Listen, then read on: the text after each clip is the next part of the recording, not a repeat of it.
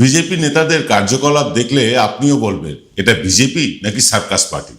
এমনি সর্বভারতীয় স্তরে যদি আপনি ঘুরতে বেড়ান তাহলে ভারত ভ্রমণে গেলে আপনি অনেক সার্কাসের অনেক জোকার আপনি দেখতে পাবেন, কিন্তু বাংলাতেও এর অভাব নেই। বাংলাতেও বিভিন্ন রাজনৈতিক ব্যক্তিত্ব যখন রাজনীতির বাইরে গিয়ে এমন কিছু আচরণ করেন তাদের আমরা পলিটিক্যাল জোকার ছাড়া কি বলতে পারি।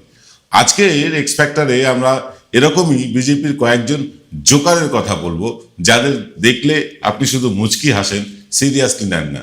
আজকের এক্স ফ্যাক্টরে আসছে বিজেপি নাকি জোকার পার্টি বা সার্কাস পার্টি নাকি বিজেপি, সেটাই বলতে আসছি আজকের এক্স ফ্যাক্টরে।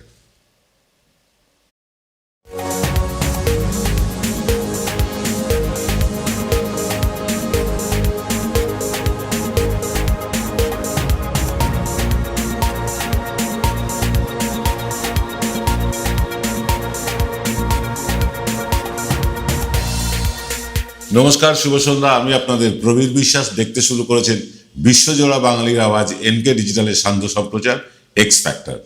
দেখুন, যে বিষয়টা আজকে আমরা রেখেছি, এই বিষয়টা দেখে বা এই বিষয়ের কথা শুনে যারা বিজেপির অন্ধ সমর্থক, অন্ধ ভক্ত, তারা হয়তো এড়িয়ে যাবেন, কিন্তু যারা বিজেপিকে সমর্থন করেন না বা বিজেপির অন্ধ ভক্ত নন, তারা কিন্তু ব্যাপারটা সিরিয়াসলি নেবেন।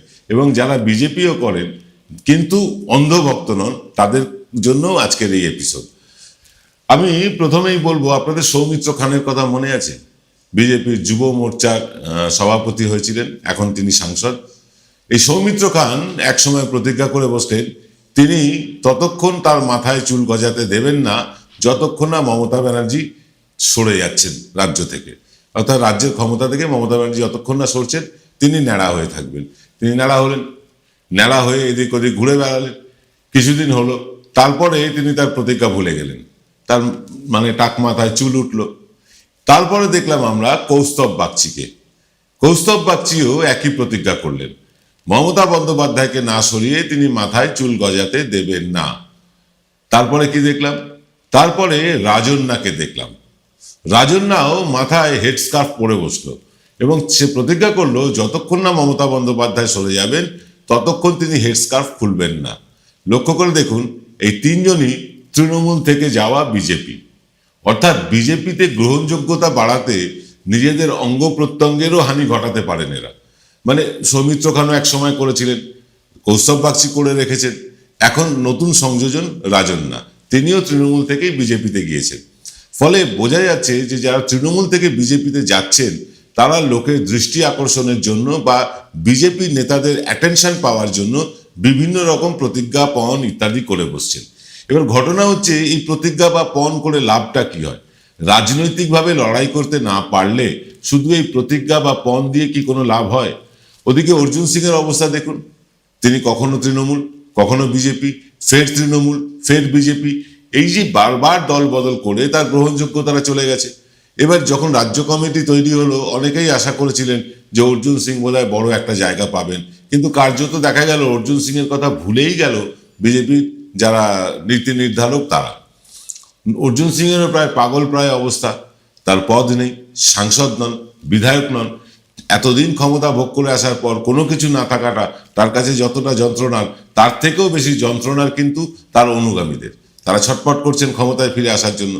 তো এইরকম ভাবে চলছে বিজেপি। কিন্তু বিজেপি আসলে চাইছেটা কি? পশ্চিমবাংলায় সত্যিই কি পরিবর্তন আনতে তারা আন্তরিকভাবে আগ্রহী? যদি তারা আন্তরিকভাবে আগ্রহী হতো তাহলে এই যে ধরুন 11 বছর 12 বছর ধরে কেন্দ্রে একটা সরকার আছে, তাদের হাতে ইডি আছে, সিবিআই আছে, সব এজেন্সি আছে, তারপরেও আছে প্রচুর অর্থবল, কিন্তু সেই অর্থ দিয়েও পশ্চিমবাংলার লোককে কেনা গেল না। বিগত বিধানসভা নির্বাচনে তারা প্রভূত অর্থ খরচা করেছিল, শোনা যায় 14,000 কোটি টাকার বাজেট ছিল। এই 14,000 কোটি টাকা খরচ করেও পশ্চিমবাংলার সিংহাসন তাদের কাছে অধরাই রয়ে গেল। আসলে কি জানেন তো, বিজেপি যে পদ্ধতিতে পশ্চিমবাংলায় রাজনীতি করছে, এই পদ্ধতিটাই পশ্চিমবঙ্গীয় রাজনীতি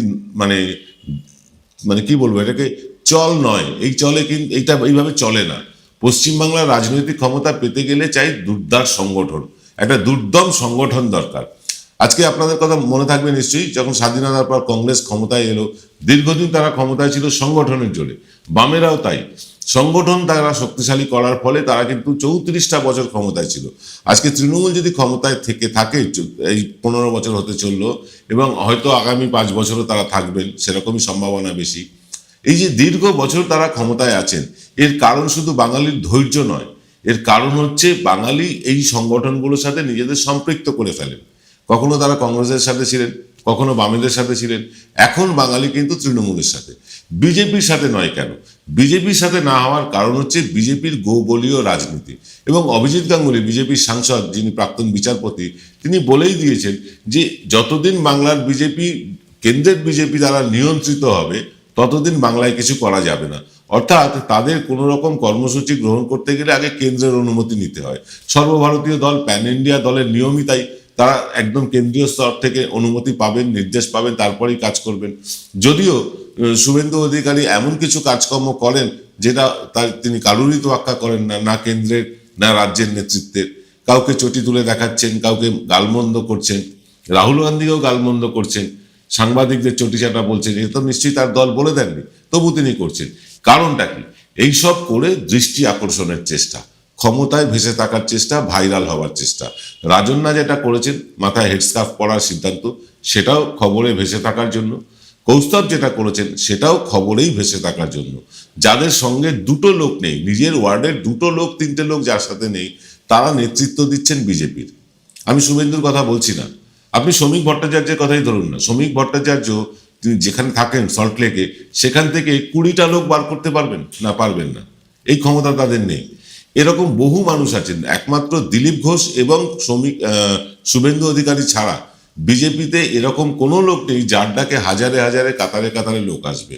তাই তো মোদিজিকে আনতে হয়, তাই তো অমিত শাহকে আনতে হয়, তাই তো জেপি নাড্ডাকে আনতে হয়, তাই তো নতুন সভাপতি নবীনবাবুকে আনতে হয়, যে এইরকম ভাবে তারা বাইরে থেকে লোক এনে কর্মীদের এক জায়গায় করার চেষ্টা করেন।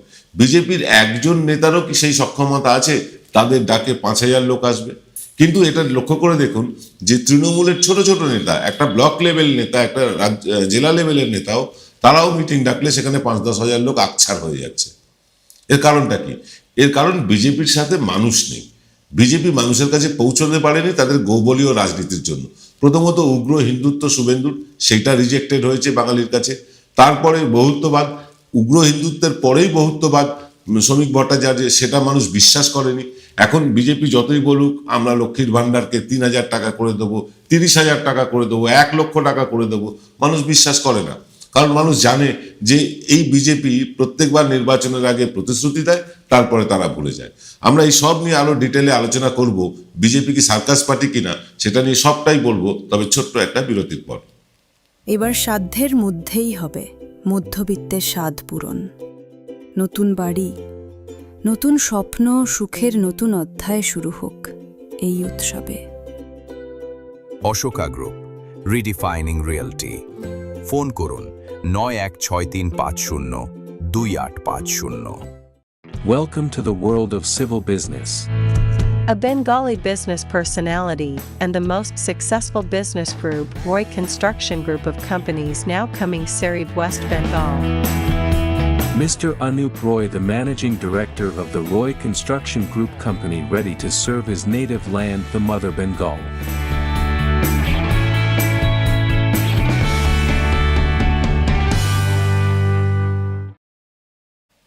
ফিল্ম বিরতির পর আপনারা দেখছেন বিশ্বজোড়া বাঙালির আওয়াজ এনকে ডিজিটালের সান্ধ্য সম্প্রচার এক্স ফ্যাক্টর। আমরা আলোচনা করছি বিজেপি নাকি সার্কাস পার্টি। আমার তো সার্কাস পার্টিই মনে হচ্ছে। দিলীপ ঘোষ যখন বক্তব্য রাখেন, তার চায় পে চর্চা বা ওই মর্নিং ওয়াকে গিয়ে সাংবাদিকদের বিভিন্ন রকম গরমাগরম মুক্তি দেন, এই সবটাই কিন্তু খবরে ভেসে থাকার জন্য। শুভেন্দু অধিকারী গাড়ি থেকে নেমে জুতো তুলে দেখাচ্ছেন, কাউকে শুয়োরের বাচ্চা বলছেন, রাহুল গান্ধীকে গান্ডু বলছেন, মমতা বন্দ্যোপাধ্যায়কে খালা, ফুফা, বেগম বলছেন। এই সবটাই কিন্তু খবরে থাকার চেষ্টা। অর্থাৎ শিরোনামটা যাতে তিনি হন, ভাইরাল যাতে তিনি হন, তার রিলসগুলো যেন বেশি চলে, মানুষ বেশি দেখে। রিলস দেখে মানুষ ভোট দিতে যে যায় না, এটা পশ্চিমবঙ্গের কালচার। পশ্চিমবঙ্গের মানুষ উন্নয়নটা দেখে ভোট দিতে চায়, পশ্চিমবাংলার মানুষ সংগঠনের জন্য ভোট দিতে চায়।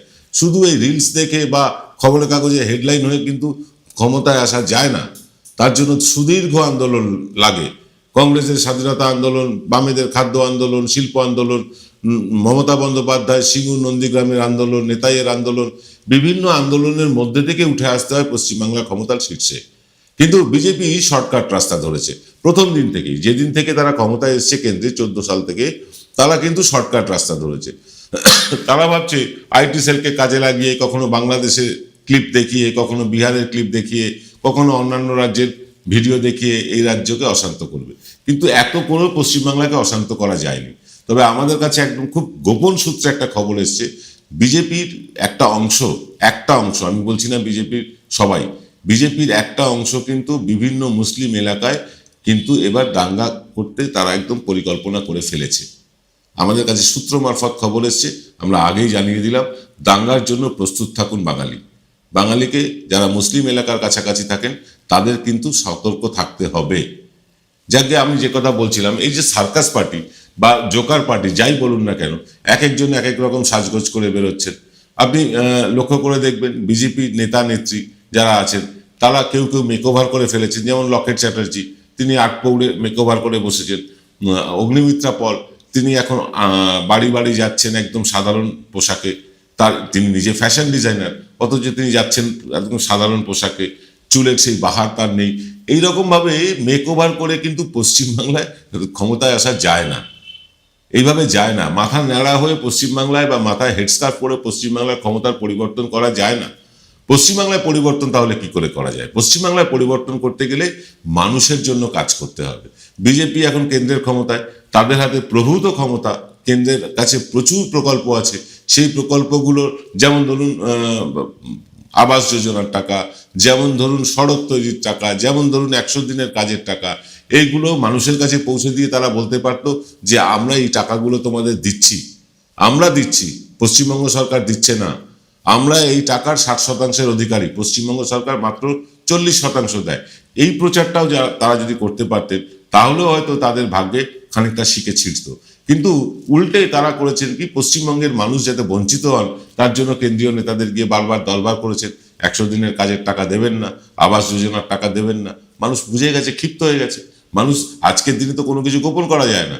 এই খবর বাইরে বেরিয়ে আসাতে মানুষ বুঝতে পেরেছেন যে বিজেপি চায় না বাংলার মানুষের হাতে টাকা পয়সা পৌঁছক, এবং তার ফলে তারা যতই প্রচার করুক না কেন সংগঠনটা তাদের দানা বাঁধেনি। টেলিভিশনে ভেসে থাকা, খবরের কাগজের প্রথম পাতায় চলে আসা বা ইউটিউবের সংবাদের শিরোনাম হওয়া, এটা দিয়ে পশ্চিমবাংলার ক্ষমতায় আসা যাচ্ছে না, যাবেও না। কিন্তু এই প্রচেষ্টাটাই লাগাতার তারা করে গিয়েছে। দেখলেন না, কেন্দ্রীয় কমিটি তাদের বললো 1 কোটি সদস্য সংগ্রহ করতে হবে। কোথাও আর 1 কোটি সদস্য সংগ্রহ করা গেল না। শেষে কিনা কোথাও শ্রাদ্ধ বাড়িতে ঢুকে পড়ে আপনি একটু মেম্বার হন, মিস কল দিন, কাউকে বিয়ে বাড়িতে ঢুকে পড়ে বলছে আপনি এই নাম্বারে একটু মিস কল দিন। এই করে করে তারা 1 কোটি করতে পারেনি। তার মানে তাদের সংগঠনটা নেই। উল্টে যেখানে তাদের সংগঠন ছিল, ধরুন মতুয়া অঞ্চলে, মানে আমি বলছি উত্তর 24 পরগনা, নদিয়ার একটা মানে বিস্তীর্ণ অঞ্চলে তাদের সংগঠন কিন্তু দুর্বার সংগঠন ছিল, এবং মতুয়ারা এক কাঠা হয়ে বিজেপিকে ভোট দিয়েছিলেন, বিজেপির হয়ে কাজ করছিলেন। তারা করলেন কি, SIR করে সেই মতুয়াদের নামটাই বাতিল করে দিলেন। সংগঠনের রইলটা কি? পূর্ব মেদিনীপুরে শুভেন্দু অধিকারীর জন্য কিছুটা সংগঠন আছে, তার বাইরে শুভেন্দু অধিকারীর 1 পয়সারও ক্ষমতা নেই যে সংগঠন বিস্তার করার। জায়গায় জায়গায় বিক্ষিপ্তভাবে তার অনুগামী থাকতে পারে, দাদার অনুগামী বলে তৃণমূলে তিনি আলাদা একটা প্যারালাল ভাবে তৈরি করেছিলেন, সেরকম তার অনুগামী থাকতে পারে, মালদায় থাকতে পারে, মুর্শিদাবাদে থাকতে পারে, দার্জিলিংয়ে থাকতে পারে। কিন্তু সংগঠন বলতে যা বোঝায় সেটা কিন্তু পূর্ব মেদিনীপুরের বাইরে বিজেপির বা শুভেন্দুর নেই। দিলীপ ঘোষের একটা সংগঠন আছে খড়গপুর এলাকায়, নিঃসন্দেহে সংগঠন আছে, কিন্তু তাকে তুলে নিয়ে যাওয়া হলো কোথায়? দুর্গাপুরে। যার যেখানে সংগঠন, তিনি যেখানকার জেতা MP, সেখানে তাকে তুলে নিয়ে চলে যাওয়া হলো দুর্গাপুরে। ফলে তিনি হারলেন, দুর্গাপুরও হারলো। ফলে কি হয়, দুর্গাপুর হারলো, খড়গপুর হারলো, মানে 1 ঢিলে 3 পাখি হারালো বিজেপি। এরবার মানে এটা তো নিজেদের মধ্যে আকচা-আকচির ফল, এবং এই নিজেদের মধ্যে আকচা-আকচি এটা প্রকাশ্যে চলে আসে। বহু বিজেপি কর্মীর সাথে আমরা কথা বলে দেখেছি, তারা বলছেন যে নেতারা যখন ফোন করি, নেতারা ফোন ধরেন, সমস্যা শোনেন, তারপরে আর ফোনটা ধরেন না। সমস্যা শোনার পর তার কাছ থেকে সলিউশন পাওয়া যায় না। 12 জন সাংসদ আছে, 77 জন বিধায়ক, এখন না হয় 65 জন আছে। এই এত বড় একটা সংখ্যা নিয়ে তারা মানুষের পাশে দাঁড়াতে পারছেন না, মানুষের জন্য কাজ করছেন না। এমপি ল্যান্ডের টাকা তারা ঠিক মতন খরচ করতে পারেন না, এমএলএ ল্যান্ডের টাকা খরচ করতে পারেন না। রাজ্য সরকার মানে তাদের বিরুদ্ধে, কিন্তু রাজ্য সরকারের কাছ থেকে কাজ ছিনিয়ে আনার জন্যই তো বিধায়কদের নির্বাচিত করা হয়েছিল, কেন্দ্রীয় সরকারের কাছ থেকে ছিনিয়ে আনার জন্যই তো তাদেরকে নির্বাচিত করা হয়েছিল। তারা যদি সেই কাজটাই করতে না পারেন, মানুষ তাদের ভোট দেবে কেন? আমরা এই প্রশ্নটা রেখে গেলাম। আজকের অনুষ্ঠান আর দীর্ঘায়িত করব না, দেখা হবে আগামীকাল সকাল 9টায় আমাদের প্রভাতী অনুষ্ঠান থার্ড আইতে। সকলে ভালো থাকবেন, শুভরাত্রি।